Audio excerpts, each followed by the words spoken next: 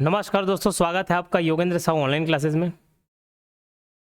बच्चों की डिमांड थी कि सर कूट वाले प्रश्न लेके आइए। बच्चों की डिमांड थी कि सर नए आर्थिक सर्वेक्षण के हिसाब से डेटा वाले क्वेश्चन लेके आए। बच्चों की डिमांड थी कि नई योजनाएं जो किसी न किसी कारण से अभी फेमस है या चर्चे में है उन पर क्वेश्चन ले, सबको मिक्स कर दिया और यहाँ क्वेश्चन लेके आए हैं। ठीक, अब ये कूट वाले प्रश्नों की भी आपकी तैयारी होनी चाहिए और ये ऐसे क्वेश्चन है जो आपको सोचने पर मजबूर कर देंगे कि मेरी तैयारी अच्छी हुई है कि नहीं हुई है। सबसे पहला सवाल आप सभी करेंगे कि सर इसका पीडीएफ कहाँ मिलेगा, तो मैं आपको बता देता हूँ इसका पीडीएफ आपको टेलीग्राम चैनल पे मिल जाएगा। पीडीएफ हमारे टेलीग्राम चैनल में मिल जाएगा और आंसर के लिए तो वीडियो ही देखना पड़ेगा दोस्त। सब कुछ भी मेहनत नहीं करोगे बोलेगा तो क्या मतलब। पीडीएफ में आपको पीडीएफ आपको टेलीग्राम चैनल में मिलेगा। टेलीग्राम चैनल का नाम है योगेंद्र साहू ऑनलाइन क्लासेस। क्या? Yogendra Sahu online classes. चलो शुरुआत करते हैं। एक महतारी सदन हेतु कुल लागत राशि, महतारी सदन निर्माण संबंधित निम्नलिखित सही कथन की पहचान कीजिए। महतारी सदन निर्माण संबंधित ये जितने भी कथन दिए हैं, 3 कथन दिए हैं, समझना और सुनना और पहचानना ध्यान से। एक महतारी सदन हेतु कुल लागत राशि 29.20 करोड़ रुपीस है। जानबूझ के ऐसा डेटा लिखा है 29.20। आप इसको देख के तो जरूर हाँ 29.20 ही पढ़ा हूं, लेकिन भैया वो जो बाजू में ब्रैकेट में दिए रहते हैं ना, दिए गए आंकड़े लाख में है, करोड़ में है, हजार में है, उसको आप नहीं पढ़ते हो। तो क्या ये सोचो 29.20 करोड़ है कि लाख है? करोड़ नहीं है, क्या है? लाख में है। 29.20 लाख। तो ध्यान रखना पहला कथन जो है वो गलत हो जाएगा। 29.20 लाख, तो ध्यान रखेंगे 29.20 लाख भी 2 भागों में बटा है, 24.70 और 4.50 लाख, यानी कि 29,20,000। 29,20,000 2 भाग में बटा है, 24,70,000 और 4,50,000। 24,70,000 रुपए ये खुद इस योजना से ही दिया जाएगा, महतारी सदन योजना से। महतारी सदन योजना से दिया जाएगा। और जो 4.5 लाख रुपीस है बच्चा वाला, किससे एडजस्ट किया जाएगा? एसबीएम से। किससे एडजस्ट किया जाएगा? एसबीएम से।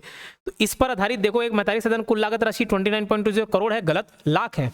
उसमें भी महतारी सदन हेतु कुल लागत राशि में महतारी सदन योजना 24.70 लाख रुपए दिया जाएगा, जी बिल्कुल सही। और दूसरा, इसमें कुल लागत राशि में से 4.50 लाख स्वच्छ भारत मिशन से समायोजित किया जाएगा, बिल्कुल सही। पहला ऑप्शन गलत है, दूसरा और तीसरा सही है।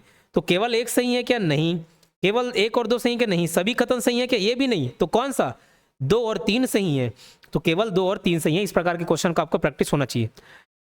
मुख्यमंत्री पंचायत सशक्तिकरण योजना किस वित्तीय वर्ष से प्रारंभ हुई? देखो, प से पंचायत, प से 15, सशक्तिकरण 16, 15-16, पंचायत सशक्तिकरण 15-16। तो ये जो स्टार्ट हुआ है ये योजना, ये कब से स्टार्ट हुआ? 15-16। जरूरी नहीं कि लेटेस्ट डेटा मतलब अभी जो इस वित्तीय वर्ष चालू हो, वो भी जो किसी ना किसी कारण से चर्चा में रहे हो तो भी उस क्वेश्चन को मैं इंक्लूड किया हूं।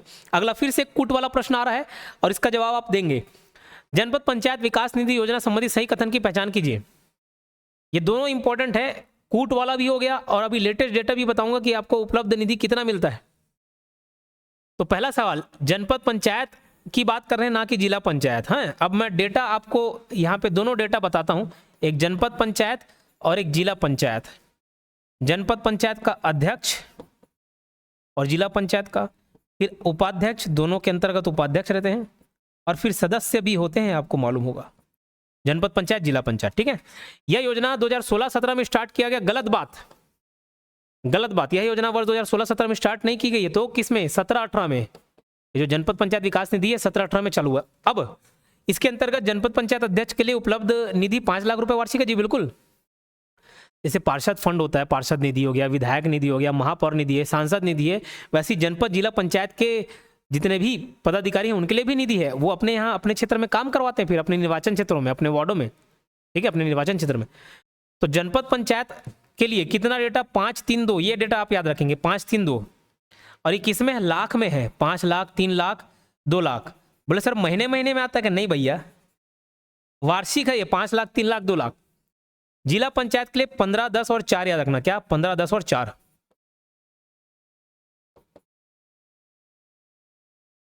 15, 10 और 4, ठीक है। तो सेकंड वाला पॉइंट सही हो जाएगा। तो देखो, पहला गलत है, दूसरा सही है। तो इसके अंतर्गत जनपद पंचायत के अध्यक्ष के लिए उपलब्ध राशि 5 लाख वार्षिक है, जी बिल्कुल सही। तो ये ऑप्शन केवल 2 सही, ठीक।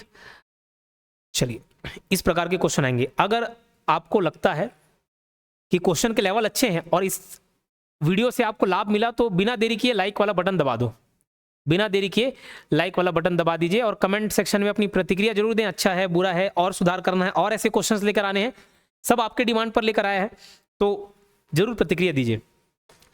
ज्ञानोदय वाचनालय की स्थापना संबंधित सही कथन की पहचान कीजिए। ठीक है, ज्ञानोदय वाचनालय पहला, यह ग्राम पंचायत में स्थापित की जा रही है, तो ग्राम पंचायत में है, जनपद पंचायत, जिला पंचायत, तो ध्यान रखना सही बात है, ग्राम पंचायत में स्थापित की जा रही है। दूसरा सवाल, वित्तीय वर्ष 2023-24 में, देखो 23-24 की बात कर रहे हैं, अब फाइनेंशियल ईयर 23-24 बोलूं तो वो पूरा कंप्लीट डेटा है, लेकिन समझना आर्थिक सर्वेक्षण की मैं बात करूं, आर्थिक सर्वेक्षण की बात करूं, अभी लेटेस्ट आर्थिक सर्वेक्षण, उसका डेटा सितंबर 2024 तक दिया हुआ है, तो जो भी डेटा पूछेगा वो सितंबर 2024 तक वाला ही पूछेगा, वही आपको लेना है, ठीक, तो उसमें कंफ्यूज नहीं होना ना। चलो, वित्तीय वर्ष 2023-24 में 850 ग्राम पंचायत में ज्ञानोदय वाचनालय की स्थापना स्वीकृति प्राप्त हुई। अगर आप ये डेटा नहीं पढ़ेंगे ना, आपको लगा रहा है डेटा तो सही दिया हुआ, एक काम करता हूँ ये सही है तो भैया ये भी सही होगा, लेकिन नहीं, डेटा को, आंकड़ों को आपको अच्छे से पढ़ना है, 2-3 बार 4 बार 5 बार रिवाइज कर करके पढ़ना है। ये 850 नहीं है, 833 है, कितना है, 833 है, क्लियर, समझ आई बात। चलिए अब देखो, पहला वाला तो सही था, दूसरा वाला 850 है करके गलत कर दिए, सही जवाब क्या, 833, तो पहला सही और दूसरा गलत। इस ऑप्शन में देखो केवल एक सही, केवल दो सही, दोनों गलत, इस प्रकार के सवाल पूछे जा सकते हैं, केवल एक सही। तो नए बदलते पैटर्न के हिसाब से अभी हॉस्टल ऑर्डर में देखे कैसा ट्रेंड पूछा गया था, तो अब वैसे पूछे जा सकते हैं, तो ऐसे कूट वाले प्रश्नों की भी हमको आदत होनी चाहिए। अभी देखो यहाँ पे बाजू में सारा डिटेल दिख रहा होगा, जो भी बच्चे फीस अफोर्ड, ज़्यादा फीस अफोर्ड नहीं कर पाते, तो अभी हम एक ऑफर लेकर आए हैं, ताकि जो बच्चे महीने में 1 महीने का रिचार्ज जितना कराते होंगे ना मोबाइल का, इंटरनेट का, उतने में ही आप एडीओ की क्लासेस ले सकते हो। एडीओ की क्लासेस अवेलेबल हैं, आप वो परचेज कर सकते हैं। यहाँ बाजू में जो फीस दिया नहीं, उसमें और हम लोगों ने डिस्काउंट कर दिया है एकदम अफोर्डेबल प्राइस में, तो या तो आप डायरेक्ट एप्लीकेशन से परचेज कर सकते हो, या 8770123687 पर, 8770123687 इस नंबर पर भी कांटेक्ट करके परचेस कर सकते हो, जानकारी ले सकते हो, ठीक। अच्छा, जो फुल सीजीओपम कोर्स परचेस किया हुआ उस पर भी डिस्काउंट अवेलेबल है, उसका भी आप लाभ उठाएं, कुछ दिनों के लिए है, तो तुरंत लाभ उठा लें। तो उनको एडीओ की कोर्स खरीदने की अलग से जरूरत नहीं है, फुल सीजीओपम में तो उसमें इंक्लूडेड है, चाहे एडीओ का है, एडीआई का है, आपका आरक्षक का है, ठीक। और ध्यान रखना, एडीओ के 2 प्रकार के कोर्सेज अवेलेबल हैं, एक तो फुल है और एक त्रिशक्ति बैच है, जिसमें 3 सब्जेक्ट हैं, ग्रामीण विकास, आजीविका मिशन और पंचायती राज, ठीक। चलो अब हम सवाल पर आते हैं। छत्तीसगढ़ राज्य में वर्तमान में मनरेगा योजना के अंतर्गत कितने दिनों का रोजगार प्रदान किया जा रहा है, 100, 150, 200, 250। आपकी आदत होगी 100 फट से मार दोगे, लेकिन नहीं भैया, सवाल अच्छे से पढ़ने, छत्तीसगढ़ राज्य की बात कर रहे हैं, राज्यों को छूट है कि अपने हिसाब से अपने खर्चे पे आप एडजस्ट कर सकते हो, दिन बढ़ा सकते हो। तो कितना है, 150 दिवस, तो सर 100 से 150 दिवस बढ़ा दिए, एक्स्ट्रा 50 दिन का खर्चा कौन देगा, वेजेस का, मजदूरी का, तो एक्स्ट्रा 50 दिन का खर्चा कौन उठाएगा, संबंधित राज्य सरकार, यानी कि हमारे यहाँ कौन उठाएगी, छत्तीसगढ़ राज्य सरकार एक्स्ट्रा 50 दिन का खर्चा उठाएगी, क्लियर। चलिए छठवां क्वेश्चन, वीवीआईएमपी, क्यों वीवीआईएमपी ये चेंज हुआ है, और सारे डेटा आपको दिए जाएंगे, और कंफ्यूज हो गए आप, क्योंकि आप सब पढ़े होंगे डेटा, लेकिन कौन सा किसका डेटा है ये नहीं पढ़े होंगे। वर्तमान में अकुशल श्रमिकों की प्रतिदिन मजदूरी दर कितनी है, तो देखो वर्तमान बोल दिया, वर्तमान में आपका जून में परीक्षा होना है, तो भैया वही वर्तमान रहेगा। तो 1 अप्रैल 2025 से 1 अप्रैल 2025 से ये रेट कितना हो गया, 261 रुपये, 18 रुपये बढ़ गया, कितने रुपए बढ़ोतरी हुई, 18 रुपये की, ये 18 रुपये को भी याद रखना। तो पहले क्या था, 243 था, कब से कब तक, तो ये आपका 24-25 का फाइनेंशियल ईयर था, 24 से 25 मानी कि 31 मार्च 2025 तक, और ये उससे पहले का है जी 23-24 का, ठीक, 23-24 का 221 रुपये, क्लियर। चलो ये डेटा को आप याद रखेंगे, छठवां क्वेश्चन बहुत ही इंपॉर्टेंट है। अब ये चैनल को सब्सक्राइब कर लेना, और देखो सब्सक्राइब करना जरूरी नहीं है, लाइक भी करना जरूरी होता है, क्योंकि ऐसे मिलते जुलते वीडियोस आपको फिर सजेशन तक पहुंचेंगे। अभी आज 24 अप्रैल है, क्या खास है आज का दिन बताइएगा, और आज के दिन में काफ़ी सारे अनाउंसमेंट हुए हैं। सबसे पहला जो भी अनाउंसमेंट हुआ है वो भी क्वेश्चंस पूछे जा सकते हैं लेटेस्ट, और ये सारे हमारे एग्जाम से रिलेटेड हैं, तो उस वीडियो को भी आप तक पहुंचाया जाएगा, सब्सक्राइब करके रखेंगे, वो वीडियो भी आप तक पहुंचेगा, और वो काफ़ी इंपॉर्टेंट रहने वाला है। मनरेगा योजना के अंतर्गत निम्नलिखित कथनों पर विचार कीजिए, नई आर्थिक सर्वेक्षण के आंकड़ों के अनुसार। अब नई आर्थिक सर्वेक्षण के आंकड़ों के अनुसार बोल दिया, मतलब ये कौन से तक का डेटा, क्या बताया, सितंबर 2024 तक का डेटा बताया आपको। कुल उपलब्ध कराए गए रोजगार में महिलाओं की भागीदारी कितनी है, अब समझना रोजगार जो उपलब्ध है पुरुष महिला दोनों को रहता है। पुरुष महिला, जहां पे महिलाओं की बात है वो इंपॉर्टेंट होता है। पुरुष का डेटा, केवल पुरुष का डेटा पूछे ना पूछे, महिलाओं का, केवल महिलाओं का डेटा आपको याद रखना होता है। अब चूंकि हमारा राज्य ऐसा है जो महिलाओं को भी प्राथमिकता देता है, महिलाओं को बढ़ावा देता है। सेंट्रल एग्जाम में महिलाओं को रिजर्वेशन नहीं है, छत्तीसगढ़ के एग्जाम में है 33%, एक तिहाई लगभग 30% का रिजर्वेशन है यहाँ पे। ठीक, तो महिलाओं की भागीदारी कितना है 55.31%, ये पहला डेटा सही है। कुल सृजित मानव दिवस 811.18 लाख है क्या? हाँ बिल्कुल है, 811.18 लाख है। क्या बोल रहा हूँ? कुल सृजित मानव दिवस, मतलब जैसे मैं और आप, मेरे को 50 दिन का मिल गया, आपको 70 दिन का मिल गया, तो कुल मानव दिवस कितने सृजित हो गए? 50 + 70 120, ऐसे इस प्रकार का डेटा। तो कितने दिन? 811.18 लाख। अब ये डेटा समझना, अगर इसको 8 करोड़ 11 लाख दे दे तो भी भैया सही है, क्योंकि 811, तो वो डेटा आपको याद रखना, इसके पीछे का यूनिट भी आप ध्यान रखेंगे। 100 दिन का रोजगार प्राप्त करने वाले परिवारों की संख्या 58,699 है, बिल्कुल ये भी सही है। ये परिवारों की संख्या, कुल 100 दिन का रोजगार प्राप्त करने वाले परिवारों की संख्या, तीनों डेटा सही है, इसका आंसर हो जाएगा सभी सही। ध्यान रखना क्या है, 100 दिन का रोजगार प्राप्त, क्योंकि कंप्लीट 100 दिन का जरूरी नहीं राज्य सरकार या कोई भी केंद्र सरकार जितना दिन का बोला उतना दिन का सबको मिल जाए, काम भी तो होना चाहिए। कोई काम नहीं तो जबरदस्ती क्या काम करवाओगे? फिर भत्ता मिलता है, वो आप जानते होंगे, जो ग्रामीण क्षेत्र से जुड़ा होगा उसको भी मालूम होगा, भैया भत्ता ही मिल रहा है, दिन उपलब्ध नहीं करा पा रहे। तो 100 दिन का मिलने वाले कितने हैं? परिवारों की संख्या 58,699। अब पंजीकृत परिवार नहीं बोला, कितने लोग को 100 दिन का मिला उसकी बात है। पंजीकृत परिवार, फिर उनको कितना दिन प्रदान किया गया, वो सब डेटा अलग अलग है जो नीचे आपको देखने को मिलेगा। अभी फिलहाल देखो, मनरेगा योजना के अंतर्गत कुल कितने पंजीकृत परिवार है, कितने रजिस्टर्ड हैं, सारी डेटा सेम है। जानबूझ के ऐसा दिया हूं, 1000 लाख करोड़ करवा दिया उसको ऑप्शन को, खुद बैठ के क्वेश्चन रेडी करवाए हैं नए एग्जाम पैटर्न के हिसाब से, ताकि आपकी प्रैक्टिस हो सके। 36.38 हजार है, लाख है, करोड़ है, कितना है? तो 36.38, 36 38 36 38 36 38 ऐसे याद रखेंगे। और क्या है पंजीकृत परिवार? क्या चीज का पंजीकृत परिवार? मनरेगा योजना के अंतर्गत कुल पंजीकृत परिवार, किसमें? छत्तीसगढ़ के अंतर्गत। और इसमें देखो, ये तो पंजीकृत परिवार हैं कि भैया हम इस कैटेगरी में आते हैं, इस योजना का लाभ हम ले सकते हैं और हम काम करना चाहते हैं। ओके, तो इतने परिवार में से कितने लोगों को रोजगार उपलब्ध करा दे, भले कितना भी दिन हो, कितने लोगों को करवा चुके हैं? तो 21-17, कितना? 21-17। पंजीकृत कितना है? 36-38। और उपलब्ध कराया गया रोजगार वाले परिवार कितने हैं? 21.17। तो 21-17 लाख में है ना कि हजार वाले डेटा। मनरेगा योजना के अंतर्गत, अच्छा मनरेगा ये आया तो मुझे याद आ गया कि कोर्स में मैंने धाराओं को याद नहीं कराया है, करा दूंगा, बहुत इंपॉर्टेंट है ये, धारा वाले है। और ये भी याद रखें, मनरेगा संबंधित पहले से आप प्लेलिस्ट में जाना, उसमें ऑलरेडी एमसीक्यूज मिलेंगे आपको। मनरेगा से रिलेटेड 30 क्वेश्चन बनाए वीवीआईएमपी, उसको जाके देखना ही। और धारा भी मैं अगले लेक्चर में अगर आप बोलेंगे ना तो लाइन से धारा का ट्रिक बता के याद करा दूंगा, एकदम ईजी है ये। जितना 3 धारा है तीनों इंपॉर्टेंट है। कैसे देखो, 17 खतरा भी याद कर सकते हो, या तो डायरेक्ट 7 से 17, 7 से सामाजिक अंकेक्षण, यानी कि आपका अंकेक्षण, सोशल ऑडिट, अंग्रेजी में क्या बोलेंगे? Social audit. तो भैया सोशल ऑडिट सबके लिए खतरे की बात होती है, ऑडिट हो रहा है मतलब खतरे की बात है, खतरा 17 याद कर सकते हो, या 7 से 17, 7 से सामाजिक अंकेक्षण।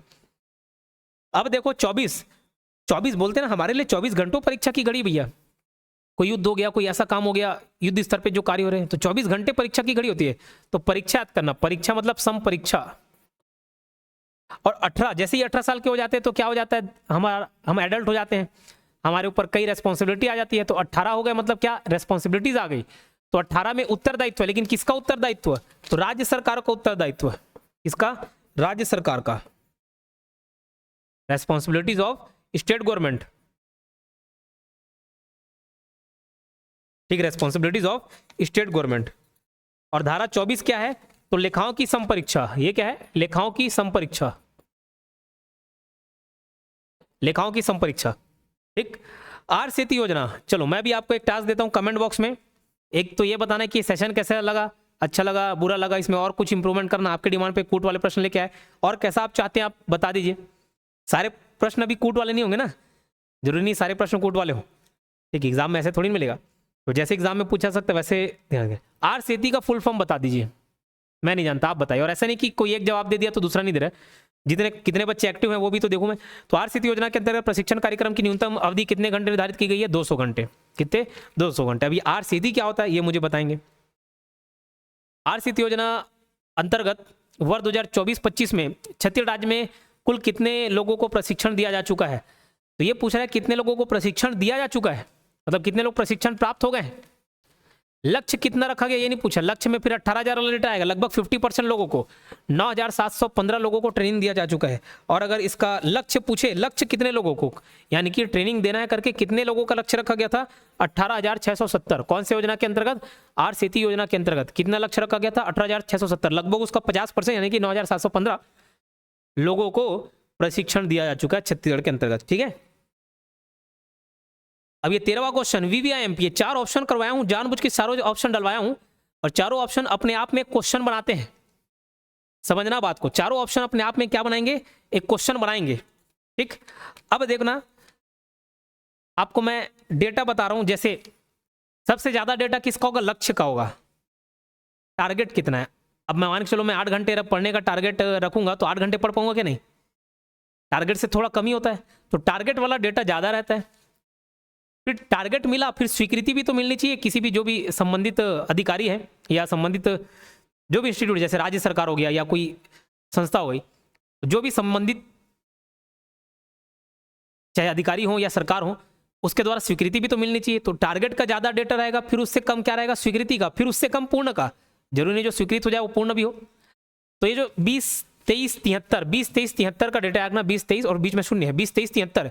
ये डेटा क्या है? प्रधानमंत्री आवास योजना ग्रामीण PMAYG के तहत छत्तीसगढ़ राज्य में पूर्ण आवास निर्माण की संख्या कितनी है? तो ये पूर्ण वाला पूछा, बट मैं चारों डेटा को एक्सप्लेन कर रहा हूं आपको, चारों डेटा को।